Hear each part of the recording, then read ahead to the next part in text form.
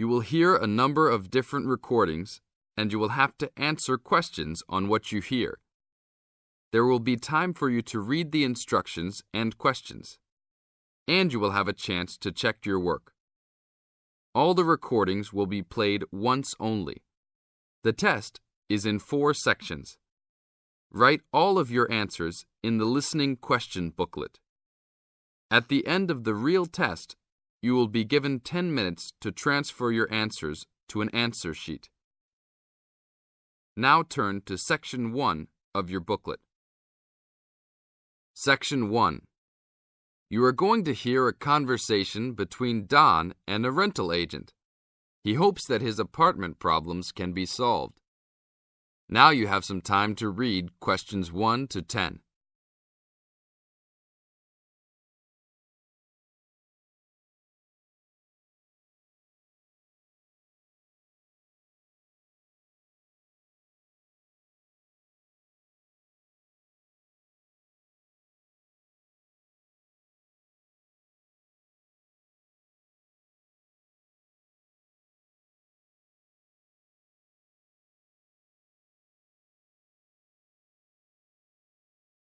Now listen carefully and answer questions 1 to 10. Good morning. I am a rental agency. How can I help? Oh, hello. I'm ringing about some problems I'm having with my apartment. Yes, of course. If I can just get a few details first. What's your name? Don Chester. How do you spell that? Chester. Okay. And the address? Apartment 4, 18 Ruby Lane. Ruby Lane. And that's in... In Newbridge. Oh, yes. I know the one. Could I ask how long is the lease? It's for a year. And you moved in on... Last week. On 24th May. Good, thanks. Now, what are the problems you found? Well, nothing too serious, you know, but a few things that have been building up over a few days. Yes, of course. Well, the first thing is the fridge. The seal on the door is decayed, and we have a small child and need to keep milk cool, so we need to get that done straight away. Okay, that's the fridge for immediate repair. And then there's a little problem with the gas water heater. Uh-huh. The switch is broken. Right. It's not serious and we can still use it. But if you can send somebody over in the next couple of weeks or so, that'd be great. Okay, I've got that. Then we're worried about the front windows. Are they broken? No, but there are no blinds on them. And you know, with privacy these days... And when would you like those done? Oh, it's not really urgent. But there are only thin curtains on the windows, and people are walking past. Yes, we'll have those done for you by next week, don't worry. And then there's the front door lock. It's getting quite annoying. It often jams and we sometimes have to fiddle with it for minutes before we can get in the apartment. I'd really like to get that fixed up right away. That's no problem. And then the last thing is the shower curtain. It's torn. Oh, right. We can get a new one and have it to you in the next week, if that's all right with you. Yes, that's okay. Anything else? No, that's all. Okay, fine. What we'll do now is get someone over to you this afternoon if you're home. Well, I'll be out for a short while. Okay. Tell us your preferred times. Well, the best time is about 2 o'clock. I'd have to check that with him. And if he can't get there then, what would be your second preference? Oh, any time up to 6 p.m. would be fine. Okay, I've got that. Great. Thanks very much. That's fine. Thank you for calling. Goodbye. Goodbye. This is the end of Section 1. Now you have half a minute to check your answers.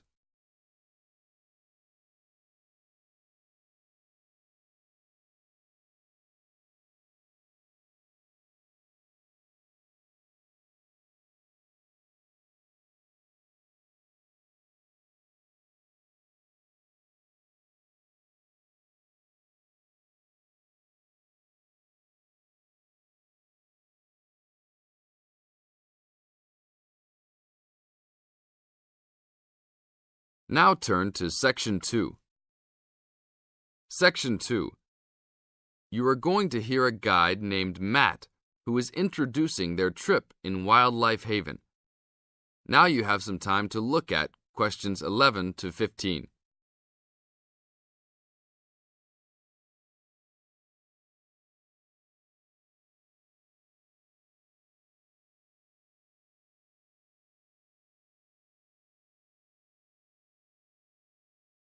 Now listen to the first part of the introduction carefully and answer questions 11 to 15.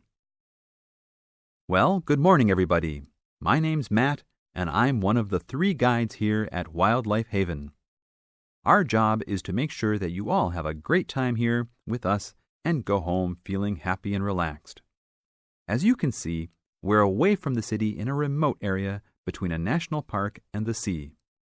To encourage you to relax, there are no radios or TVs, and the only phones and newspapers are in the office. So, if peace and quiet is what you've come for, this is the place to be.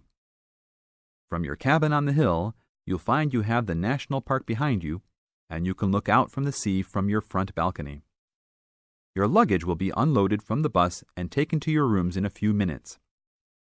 Once you have picked up your key at reception, please locate your room and check that all your luggage has arrived. The daily program here at Wildlife Haven is flexible and only as demanding as you want it to be. You should each have a brochure setting out the facilities and various walking tracks you can take. And on the bus, you are given a green sheet setting out a number of group tours in the coming week. If you want to join any tour, just write your name and room number on the relevant sheet along the wall here. Tomorrow, there is a beachcombers and rock hoppers tour exploring marine life in the rock pools along the beach. Or, if you'd prefer to go inland, there's a guided forest walk that takes you off the walking tracks. If you want to catch some lunch, you could join the beach fishing expedition. And at night, you'll see there is a moonlight forest walk that leaves each night at 7 p.m. So there is plenty to choose from at Wildlife Haven, and of course, that includes just sitting on your balcony watching the waves roll in. But I would recommend my favorite tour, the Waterfall Walk. This departs at sundown each day and also provides the opportunity to have a moonlight swim. Now you have some time to look at questions 16 to 20.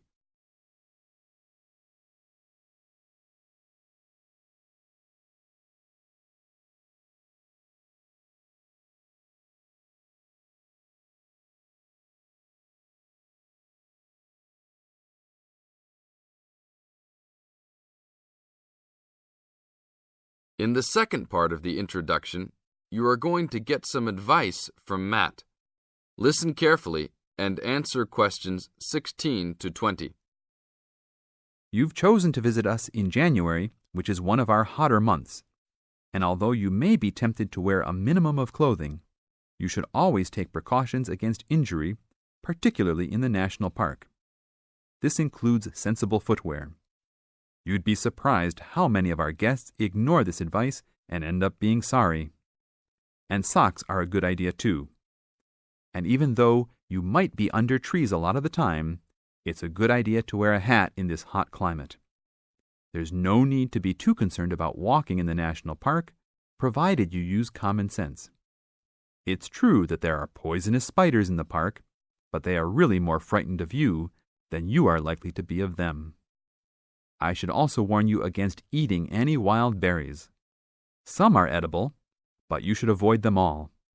We'll provide all the food you can eat. Well, that's about all for now.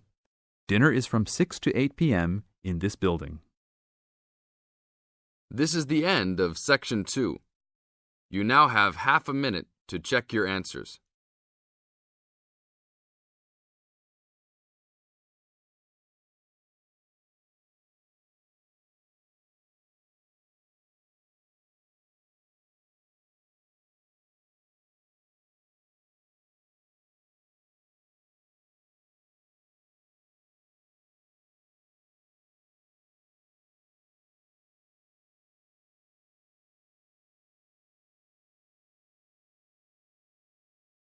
Now turn to Section 3. Section 3. You are going to hear a conversation between Bill and the counselor. You now have some time to look at questions 21 to 25.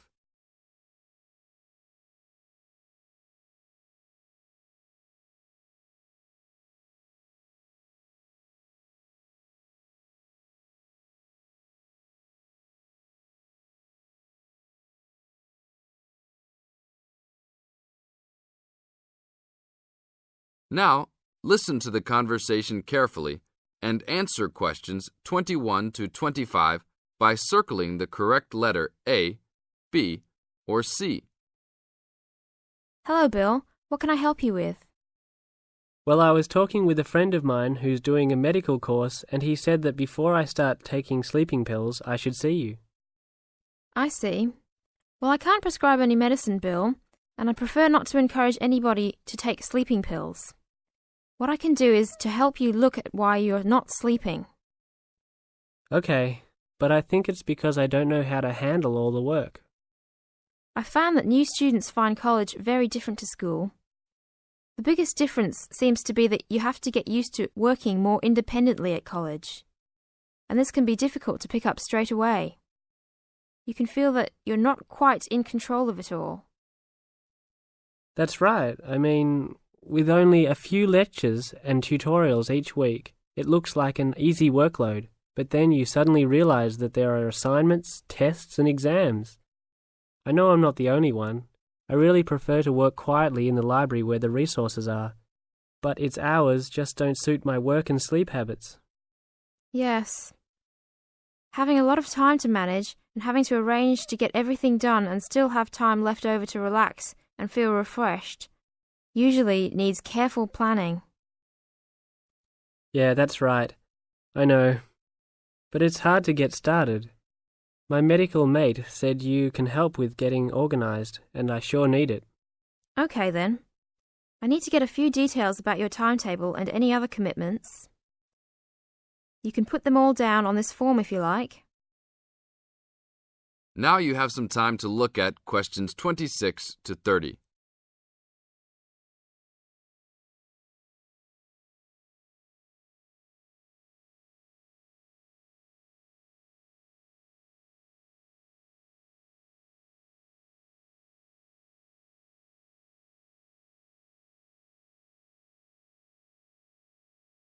Listen to the second part of the conversation and answer questions 26 to 30 by completing the notes below.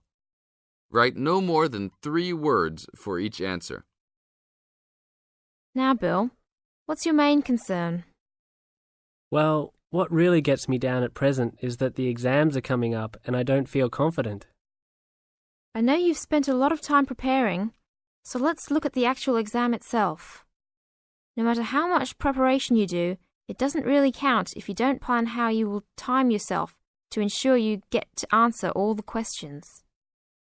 Usually there will be some guide on the exam paper that will tell you the relative importance of each question, its contribution to your total mark. I see. So if I feel organized at the start, I can be more confident. Exactly. So once you've worked out an overall plan, and this can be done quickly, you need to make sure you know what each question is asking you to do. As a marker, I know what answers I expect to a question. Then you need to address the question, not just write down what you know and hope the marker will appreciate the hard study you've done. Yes, that's important. I can see that markers are looking at the questions, not trying to guess what we know. Yes. And the third point to keep in mind is that even if you know the topic well, you should leave time to go back and check your work for content. There may be an important point you have missed, or not explained as much as you wanted to. And at the same time, you can look for errors, including any obvious ones in grammar. Okay, thanks. It's really simple in many ways, isn't it? This is the end of Section 3. You now have half a minute to check your answers.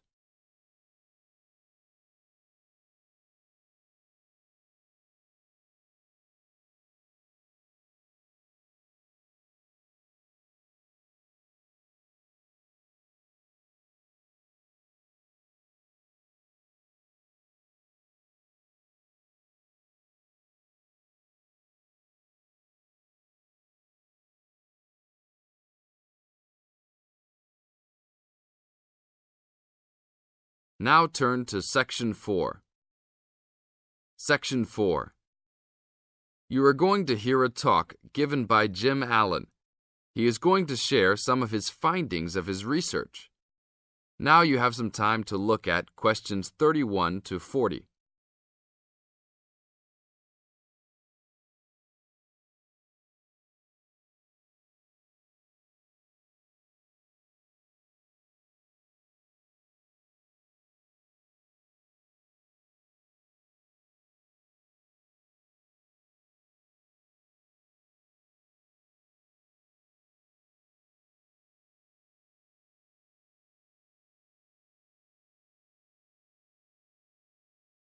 Now, listen carefully and answer questions 31 to 40. Good morning. Today we'll be hearing from Jim Allen, who will be sharing some of the findings of his research project from last term. Jim. Thanks. Well, to start with, a little bit of background about the project. As you can see, our title is something that is relevant to everybody in this part of the world: water safety. These days, there's a lot more to water safety because of the increasing number and range of boats and other things people use on public waterways. I'd become interested through reports on radio about the number of incidents involving small powerboats and individual watercraft such as jet skis. It seemed to me that because these craft were essentially recreational and didn't require licenses to use, there was very little opportunity to influence the users towards being safety conscious. So, I decided to make this the focus of the project. For the research, we mainly relied upon talking to people, asking them questions in preference to using a written questionnaire. We interviewed a wide range of people at a number of popular swimming locations over 2 consecutive weekends and asked them what they'd observed or experienced themselves. The respondents were both male and female, but the men were just slightly in the majority. We were pleased with their willingness to talk about the subject, and all told, interviewed 145 people over the 2 weekends. So, what were the findings? As you can see, 86% of people reported having had some type of problem. A surprisingly large percentage, 27%, commented that they had found it necessary to shout at an offending powerboat, but the main type of problem was the deafening sound that some of the boats made. On occasions, this led to swimmers deciding to move to another location. So what strategies did people adopt to ensure their own comfort and safety? Let's have a look at the figures. First, it was noticeable that there were often distinctly different answers between men and women. It was mainly the women, for example, who said they should try to choose places where boats couldn't go, whereas it was usually the men who said you shouldn't have to move if you were there first, so you should shout at them if necessary. Both men and, it was women who said you should call the authorities if the situation gets too dangerous or the powerboat drivers are acting irresponsibly. Then, I had thought it would be mainly women, but both sexes made the point that above all, it's important to get children away from any possible danger. Men were very aware that jet skis could be unpredictable in inexperienced hands. They also made the point that it's much safer to have your car nearby and clearly visible to any watercraft if you're swimming in a relatively remote spot. Finally, wearing visible clothing, men didn't think it was quite as important as women, but both gave it a high safety rating. When we asked them what they thought the government should do to help solve the problem. This is the end of Section 4. You now have half a minute to check your answers.